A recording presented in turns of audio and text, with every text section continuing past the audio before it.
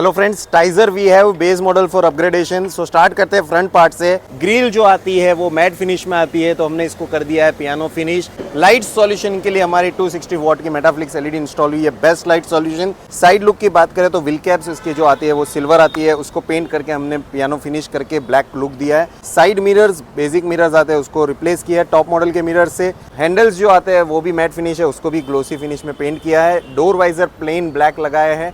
After that interior की बात करें तो ऑटोफोम ब्रांड के हमारे प्रीमियम सीट कवर्स इंस्टॉल हुए हैं। टॉप मॉडल का स्टीयरिंग, क्रूज कंट्रोल भी आपको इसमें एक्टिवेट करना है तो हो सकता है टाइजर में। 9 इंच का एंड्रॉइड स्टीरियो विद कैडेंस के 4 कंपोनेंट कोएक्सियल स्पीकर्स के साथ ड्यूल लेयर डैम्पिंग हुई है।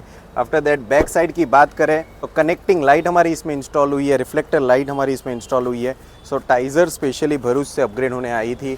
मैं वेलकम करना चाहूँगा सुनील सर। તમારું જેવું નામ છે એવું કામ છે. થેન્ક એક યુ. નંબર.